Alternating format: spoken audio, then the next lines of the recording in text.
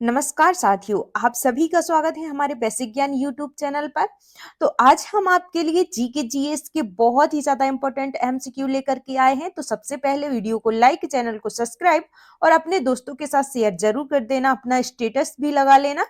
तो चलिए स्टार्ट करते हैं। हम ज्यादा वक्त आपका नहीं लेंगे क्योंकि ये बहुत ही ज्यादा इंपॉर्टेंट है और आपके पास जो समय है वह बहुत ही ज्यादा कीमती है। तो चलिए स्टार्ट कर देते हैं। हमारा जो आज का पहला क्वेश्चन है वह है, मूल संविधान में कितने अनुच्छेद और कितनी अनुसूचियां थीं? तो जो मूल संविधान था उसमें कितने अनुच्छेद और कितनी अनुसूचियां थी? तो इसका जो आपका राइट आंसर है वह हो जाएगा 395 अनुच्छेद और 8 अनुसूचियां थी। कितने थे? 395 अनुच्छेद और 8 अनुसूचियां थी। नेक्स्ट हमारा क्वेश्चन है, भारतीय संविधान का कौन सा भाग संविधान की आत्मा कहलाता है? तो यहाँ पर हमारे लिए बताना है कि संविधान की आत्मा कौन सा भाग कहलाता है। तो इसमें जो आपका राइट आंसर हो जाएगा वह हो जाएगा उद्देशिका। जो उद्देशिका होती है वह भारतीय संविधान की आत्मा कहलाती है। क्या कहलाती है? संविधान की आत्मा कहते हैं किसे? उद्देशिका को हम भारतीय संविधान की आत्मा कहते हैं। नेक्स्ट जो हमारा क्वेश्चन है, किस संशोधन द्वारा भारत की उद्देशिका में संशोधन किया गया था? तो जो भारत की उद्देशिका में संशोधन किया गया था वह किस संशोधन के द्वारा किया गया था? इसमें जो आपका राइट आंसर हो जाएगा वह हो जाएगा ऑप्शन नंबर बी, 42वें संविधान संशोधन के द्वारा उद्देशिका में संशोधन किया गया था।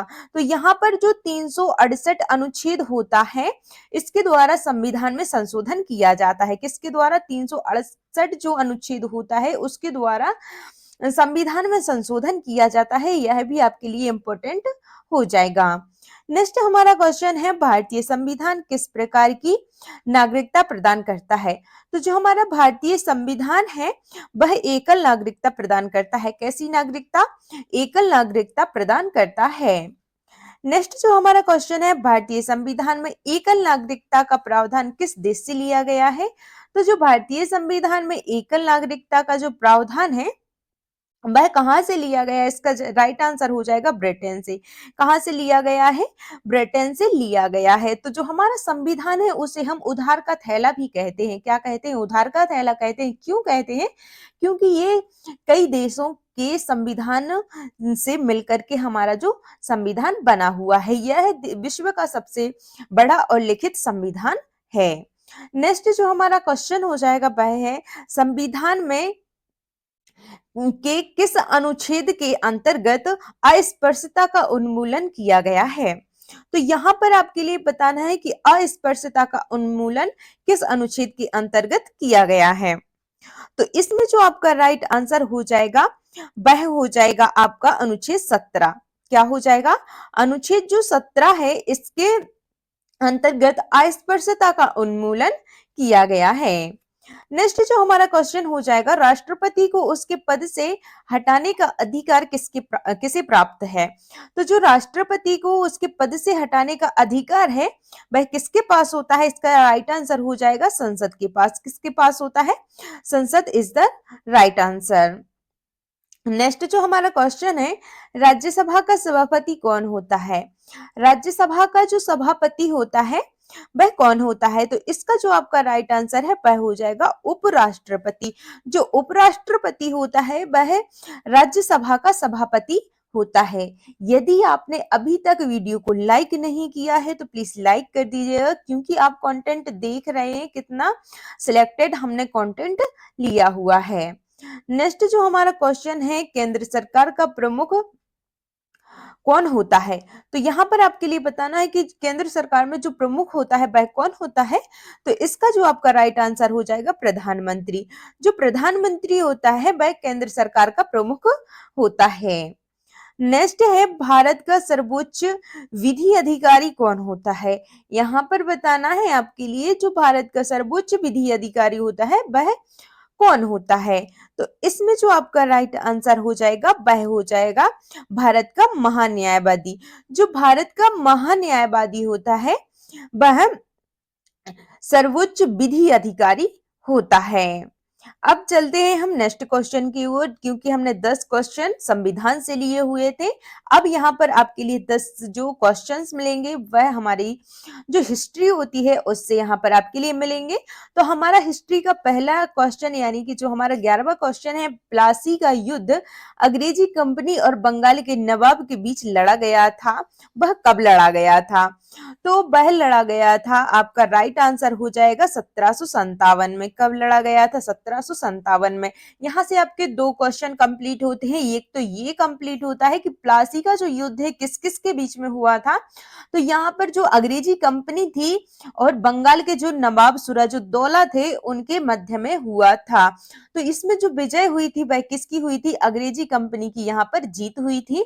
और जो सिराजुद्दौला यानी कि बंगाल के नवाब थे वह इस युद्ध में हार जाते हैं। तो यहाँ पर जो अंग्रेजी कंपनी युद्ध जीतती है तो वह भारत की सबसे बड़ी आर्थिक और शक्ति में सबसे बड़ी कंपनी बन जाती है, यानी कि सबसे बड़ी आर्थिक शक्ति यह बन जाती है। नेक्स्ट जो हमारा क्वेश्चन है, निम्न में से कौन सा भारत आने वाला पहला अंग्रेजी जहाज था? तो भारत आने वाला जो पहला अंग्रेजी जहाज था वह था रेड ड्रैगन। कौन था? रेड ड्रैगन जो जहाज था वह भारत आने वाला पहला अंग्रेजी जहाज था। नेक्स्ट जो हमारा क्वेश्चन है, पुर्तगाली यात्री वास्को डी गामा का भारत आने पर किस भारतीय राजा ने भव्य स्वागत किया था? तो जो भारतीय राजा थे उन्होंने भव्य स्वागत किया था किसका? पुर्तगाली वास्को डी गामा का। लेकिन जो भारतीय राजा थे वह कौन थे? तो इसका जो आपका राइट आंसर हो जाएगा वह हो जाएगा जमोरिन।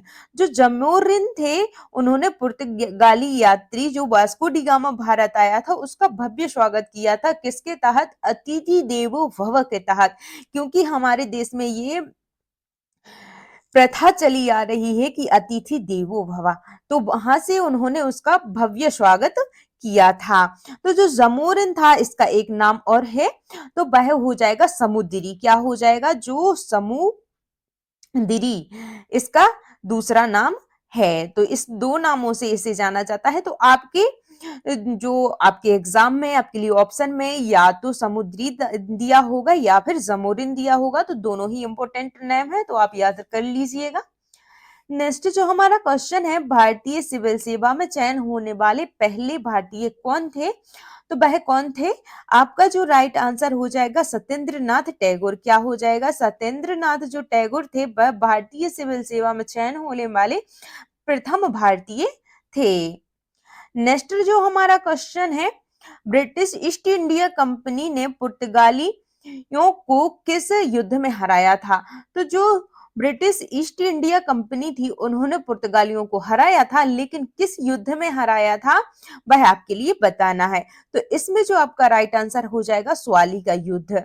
स्वाली के युद्ध में इंडियन जो ब्रिटिश ईस्ट इंडिया कंपनी थी उसने पुर्तगाली को हराया था। तो किस युद्ध में? स्वाली का युद्ध कब हुआ था? तो जो स्वाली का युद्ध है वह सन 1612 में हुआ था। कब हुआ था? सन 1612 में स्वाली का युद्ध हुआ था। तो इसमें जो जीत हुई थी वह ईस्ट इंडिया कंपनी की हुई थी। नेक्स्ट जो हमारा क्वेश्चन है कि मयूरगंज जिला किस राज्य में स्थित है जो राज्यों में विलय होने वाली अंतिम रियासत थी?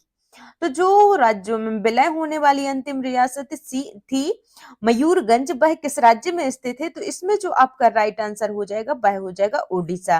क्या हो जाएगा? Orissa is the right answer. Next जो क्वेश्चन है, सूरत की संधि अंग्रेजों और किसके बीच हुई थी?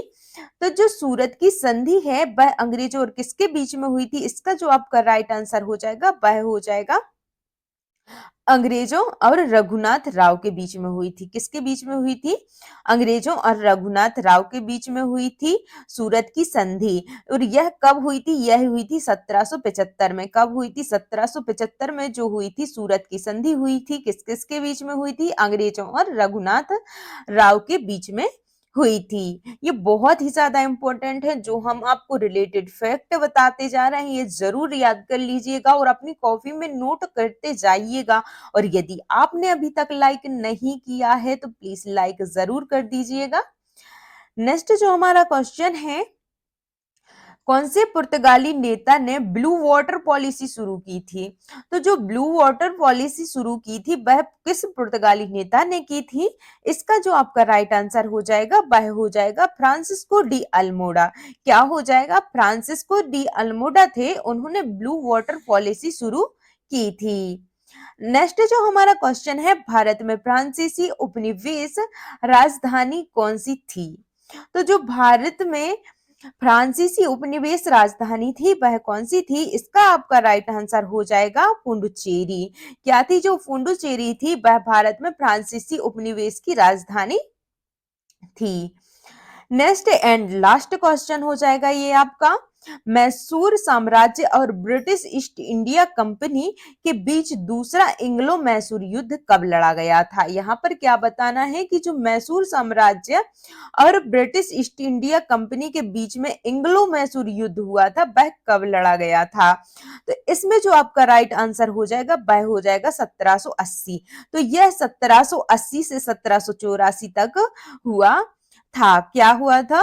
मैसूर साम्राज्य और ब्रिटिश ईस्ट इंडिया कंपनी के बीच दूसरा एंग्लो मैसूर युद्ध क्या हुआ था? दूसरा एंग्लो मैसूर युद्ध 1780 से 84 आपका राइट आंसर हो जाएगा। तो ये क्वेश्चन हमने आपके लिए बताए हैं। अब है आपकी बारी। तो यहाँ पर जो मैंने आपके लिए क्वेश्चन चॉइस करके रखा है वह करके रखा है पानीपत की जो तीसरी लड़ाई थी वह निम्न में से किस किस के बीच लड़ी गई थी? तो ये जो क्वेश्चन बहुत ही ज्यादा इंटरेस्टिंग क्वेश्चन है, क्योंकि यहाँ पर आप पानीपत का प्रथम, द्वितीय, तृतीय सभी प्रकार के युद्ध यहाँ पर आप देख सकते हैं। आप सर्च कीजिएगा और हमारे लिए जरूर कमेंट बॉक्स में बताइएगा इसका, और प्रथम और द्वितीय और तृतीय तीनों ही मेंशन करके दीजिएगा किस किस के बीच में लड़े गए थे और कब कब लड़े गए थे। इससे आपके लिए ये बेनिफिट होगा कि अगर आप सर्च करके हमारे लिए बताएंगे तो आपको बहुत ही अच्छी तरीके से याद हो जाएगा। तो यहाँ पर आपके लिए इस क्वेश्चन के लिए ऑप्शन रहेंगे कि जो तीसरा युद्ध हुआ था पानीपत का वह किसके बीच में लड़ा गया था? ऑप्शन रहेंगे मराठा साम्राज्य और दुरानी साम्राज्य, पृथ्वीराज चौहान और मोहम्मद गौरी, सिख और मुगल, अकबर और हेमचंद्र विक्रमादित्य। तो ये चार ऑप्शन है आपके लिए, इन्हीं में से एक आंसर आपका राइट हो जाएगा। तो आप प्लीज जरूर हमारे लिए कमेंट बॉक्स में बताइएगा इन चार ऑप्शनों में से कौन सा आपका राइट आंसर होने वाला है। तो आप जरूर बताइएगा प्रथम, द्वितीय, तृतीय कब लड़े गए थे, किस किस के बीच में लड़े गए थे, जरूर बताइएगा। और हाँ, अगर आप किसी भी एग्जाम की तैयारी कर रहे हैं और टेस्ट लगाना चाहते हैं तो आप the Amrit education app download करके वहां से हर परीक्षा के वहां पर आपके लिए अलग अलग टेस्ट और कॉम्बो सेट सभी प्रकार के टेस्ट आपको मिलेंगे। यदि आप किसी एक एग्जाम की तैयारी कर रहे हैं, जैसे आरपीएफ एसआई की है, कांस्टेबल की है, एसएससी जीडी की है, तो अलग अलग स्लाइड भी ले सकते हैं। यदि आप एक साथ कई 2 3 4 कई परीक्षाओं की तैयारी कर रहे हैं तो आपके लिए कॉम्बो सेट भी यहाँ पर उपलब्ध है। तो आप किसी भी एग्जाम की ये जो है ये आपके लिए कॉम्बो सेट है the Amrit education test series. यहाँ पर 12,000 प्लस टेस्ट है, केवल 549 रुपए में 10% ऑफ है। यहाँ पर हर परीक्षा के आपके लिए टेस्ट प्रोवाइड किए जा रहे हैं। तो आप the Amrit education app download करके वहां से इन्हें परचेस कर सकते हैं। तो उसकी जो लिंक है हम डिस्क्रिप्शन बॉक्स में दे देंगे, तो आप वहां से उसे डाउनलोड कर लीजिएगा। मिलते हैं नेक्स्ट क्लास में, तब तक के लिए जय हिंद, जय भारत। और कमेंट बॉक्स में जरूर बताइएगा कि आपको ये क्लास कैसी लगी है। जय हिंद, जय भारत।